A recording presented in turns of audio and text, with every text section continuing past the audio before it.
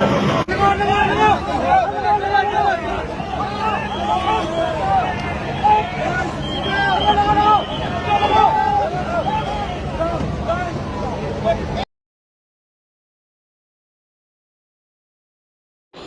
Hello, నమస్తే. మీ అందరికీ తెలుసు కదా, ఘోరమైన సంఘటన అహ్మదాబాద్లో జరిగింది. ఎయిర్ ఇండియా విమాన ప్రమాదం గురించి పూర్తి వివరాలు, ప్రభుత్వం తీసుకున్న నిర్ణయాలు, ఇంకా బ్లాక్ బాక్స్ గురించి, అలాగే ముఖ్యంగా మన స్టాక్ మార్కెట్లో ఏ స్టాక్స్ మీద ఎక్కువ ప్రభావం చూపించిందో అనేది ఈ వీడియోలో మనం తెలుసుకుందాం. ముఖ్యంగా ఏవియేషన్ మరియు సంబంధిత రంగాల స్టాక్స్ పై ఎక్కువ ప్రభావం చూపించింది. ఎయిర్ ఇండియాకు చెందిన బోయింగ్ 787-8 డ్రీమ్ లైన్ విమానం టేకాఫ్ అయిన కొద్దిసేపటికి పడిపోయింది. దీనిలో 242 మంది మరణించారు. స్టాక్ మార్కెట్ భారీ అలజడిని సృష్టించింది అనమాట. ముఖ్యంగా బోయింగ్ షేర్స్ అమెరికా మార్కెట్లో భారీగా పతనమైంది. ఇది విమానాన్ని తయారు చేసే కంపెనీ అనమాట. బోయింగ్ అనేది ఓపెనింగ్ వచ్చి 6-8% పడిపోయింది అనమాట. అలాగే స్టాక్ మార్కెట్ ముగిసే సమయానికి 4.8 నుంచి 7.8% తగ్గిందనమాట. ఏవియేషన్ ఇండిగో షేర్స్ వచ్చి 3% పడిపోయాయి. అలాగే స్పైస్ జెట్ షేర్స్ వచ్చి 1.85% తగ్గాయి అనమాట.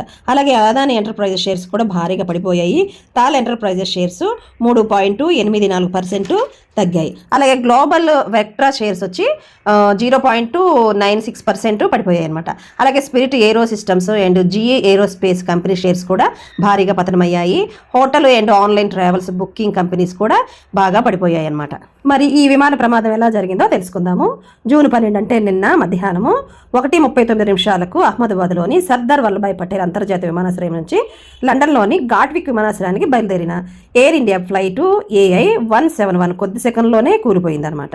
విమానం అహ్మదాబాద్లోని మేఘనీ నగర్ ప్రాంతంలో బీజే మెడికల్ కాలేజీకి చెందిన డాక్టర్ల హాస్టల్పై కూలింది. ఈ ప్రాంతం విమానాశ్రయం పరిధికి బయట ఉందన్నమాట. కూలిన వెంటనే విమానం పెద్ద ఎత్తున మంటల్లో చిక్కుకొని దట్టమైన నల్లని పొగలు ఆకాశంలో కనిపించాయి. అయితే ఇక్కడ CCTV ఫుటేజ్ ప్రకారము విమానం టేకాఫ్ అయిన 29 సెకండ్లోనే ఎడమవైపు వంగి ఆ తర్వాత 2 సెకండ్లు శరవేగంగా కిందకు దూసుకొచ్చిందంట. ప్రమాదం యొక్క తీవ్రత ఎలా ఉందంటే, ఈ ప్రమాదం దాదాపు ఒక దశాబ్దంలో ప్రపంచంలోని అత్యంత ఘోరమైన విమాన ప్రమాదంలో ఇదొకటిగా పరిగణిస్తూ ఉన్నారనమాట. విమానం 242 మందిలో కేవలం ఒక్కరు మాత్రమే, అంటే ఆయన పేరు విశ్వాస్ కుమార్ రమేష్, బ్రిటిష్ జాతీయుడైన సిటీ 11Aలో ఉన్నాడు. ప్రాణాలతో బయటపడ్డాడు. అతను ఆసుపత్రిలో ఇప్పుడు ప్రస్తుతానికి చికిత్స తీసుకుంటూ ఉన్నాడు అనమాట. అయితే అహ్మదాబాద్ సివిల్ హాస్పిటల్కు 265 మృతదేహాలు తరలించబడ్డాయి. వీటిలో విమాన ప్రయాణికులతో పాటు భవనంలో ఉన్న మెడికల్ విద్యార్థులు అనమాట మరియు సిబ్బంది కూడా ఉన్నారు. చాలా మృతదేహాలు గుర్తించలేనంతగా కాలిపోయాయంట. ప్రమాదానికి సంబంధించిన అసలైన కారణాలు ఏంటంటే, ఖచ్చితమైన కారణం ఇంకా తెలియలేదు. కానీ ప్రాథమిక విశ్లేషణలో కొన్ని అంశాలు పరిగణలోకి తీసుకున్నారంట.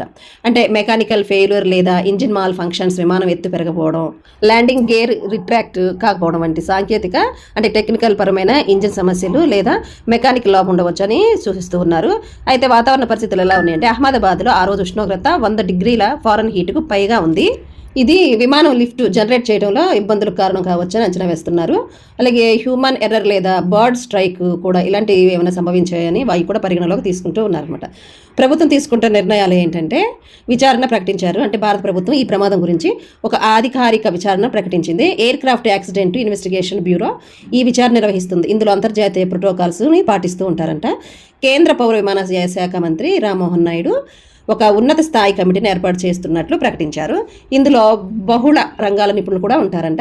ఈ కమిటీ ప్రమాద కారణాలు విశ్లేషించి భవిష్యత్తులో ఇలాంటి సంఘటనలు నివారించడానికి భద్రతా చర్యలు సూచిస్తుందని చెప్తూ ఉన్నారు.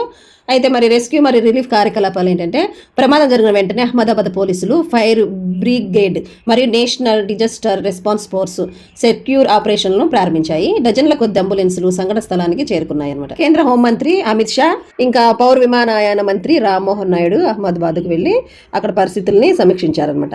బాధిత కుటుంబాలకు సహాయం అందించడానికి ఎయిర్ ఇండియా ఒక డెడికేటెడ్ హెల్ప్ లైన్, అంటే దాని నెంబర్కి రాస్తున్నాను చూడండి, 18000569444ని వాళ్ళు హెల్ప్ లైన్గా ఏర్పాటు చేయడం జరిగిందనమాట. అయితే టాటా గ్రూపు ఎయిర్ ఇండియా యజమాని మృతుల కుటుంబాలకు ఒక్కొక్కరికి 1 కోటి పరిహారం ప్రకటించింది. అదనంగా మాంట్రియల్ కన్వెన్షన్ ఒప్పందం ప్రకారము 1,50,00,000 వరకు అదనంగా పరిహారం అందించవచ్చు అని అంచనా వేస్తున్నారు. అయితే గాయపడిన వారికి సహాయం మరియు వైద్య సదుపాయాలు అందించడానికి ఎయిర్ ఇండియా మరియు ప్రభుత్వం కలిసి పనిచేస్తూ ఉన్నాయి. ఇక అంతర్జాతీయ సహకారం అయితే US ఫెడరల్ ఏవియేషన్ అడ్మినిస్ట్రేషన్ నుంచి నిపుణుల బృందం విచారణ సహాయం చేయడానికి భారతదేశానికి బయలుదేరారు. అలాగే బోయింగ్ మరియు GE ఏరోస్పేస్ కూడా విచారణకు సహకరిస్తానని చెప్పారనమాట. అలాగే మన ప్రధానమంత్రి నరేంద్ర మోడీ గారు 13వ తారీఖున నిన్న అహ్మదాబాద్లోని ప్రమాద స్థలం సందర్శించి గాయపడిన వారిని ఆసుపత్రిలో కలిశారనమాట. ఈ సంఘటనలో మాటల్లో వర్ణించలేనంత హృదయ విదాకారం అని ఆయన వ్యాఖ్యానించారు. మరి బ్లాక్ బాక్స్ అంటే అది ఏంటో చూద్దాము. బ్లాక్ బాక్స్లో అసలు ఏముంటుంది? బ్లాక్ బాక్స్ అనేది విమానంలోని 2 కీలకమైన ఫ్లైట్ రికార్డులను సూచిస్తుంది. ఒకటి వచ్చి ఫ్లైట్ డేటా రికార్డు. ఇది విమానం యొక్క టెక్నికల్ డేటాను రికార్డ్ చేస్తుంది. ఉదాహరణకు ఎయిర్ స్పీడ్, ఆల్టిట్యూడ్, ఇంజన్ పనితీరు, ఫ్లైట్ కంట్రోల్ ఇన్పుట్స్ మొదలైనవి అనమాట. ఇక రెండవది వచ్చి కాక్పిట్ వాయిస్ రికార్డర్ అంట. ఇది కాక్పిట్లోని సంభాషణలు, హెచ్చరికలు, అలారాలు మరియు యాంబియంట్ సౌండ్స్ను రికార్డ్ చేస్తుంది. ఇది చివరి 2 గంటల ఆడియోని సేవ్ చేస్తుంది అనమాట. మరి ఈ ప్రమాదంలో ఒక బ్లాక్ బాక్స్ కనుగొన్నారు. మరి రెండవది బ్లాక్ బాక్స్ కోసం వెతుకుతూ ఉన్నారనమాట. అయితే కనిపెట్టిన ఈ బ్లాక్ బాక్స్ ను directorate general of civil aviation లేదా aircraft accident investigation bureau ఆధ్వర్యంలో ఫోరెన్సిక్స్ ల్యాబొరేటరీకి పంపుతారంట. నిపుణులు మెమరీ మాడ్యులేషన్ ఎక్స్ట్రాక్ట్ చేసి వాయిస్ మరియు ఫ్లైట్ డేటాను సింక్రనైజ్ చేస్తారు.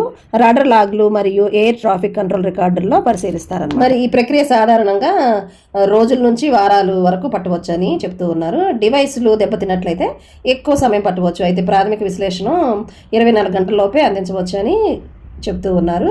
ఈ ప్రమాదంలో మాజీ గుజరాత్ ముఖ్యమంత్రి విజయ్ రూపానీ కూడా మరణించినట్లు వీళ్ళు నిర్ధారించారనమాట.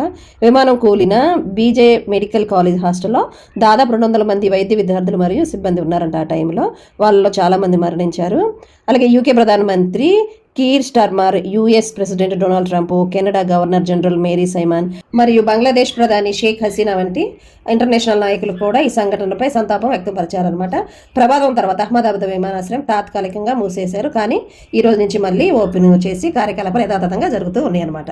మరి ఇంకా ఇది సోమవారం మార్కెట్లో ఏమన్నా ఈ విమాన ప్రమాదం ప్రభావం ఏమైనా చూపించవచ్చా ఈ షేర్స్ మీద అంటే కొంచెం చూపించవచ్చు, కానీ మరీ అంత ఎక్కువ ప్రభావం చూపించకపోవచ్చు.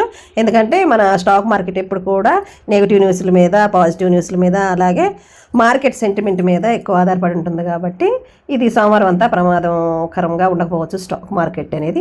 ఏదేమైనా కానీ ఈ ఇన్సిడెంట్ మాత్రం చాలా ఘోరమైన విషయం అనమాట. తెలుసుకుంటేనే నిద్ర పట్టట్లేదు, అట్లా అయిపోయారు. ఏదేమైనా కానీ ఈ చనిపోయిన వారి ఆత్మలకు శాంతి కలగాలని ప్రార్థన చేస్తూ మరొక మంచి వీడియోతో మీ ముందుకు నేను వస్తాను. ఆ వీడియో మాత్రం చాలా బాగుంటుంది, మీకు ఉపయోగపడే వీడియో తప్పకుండా చూడండి. ఓకేనా? మరొక మంచి వీడియోతో మీ ముందుకు వస్తాను. నమస్తే.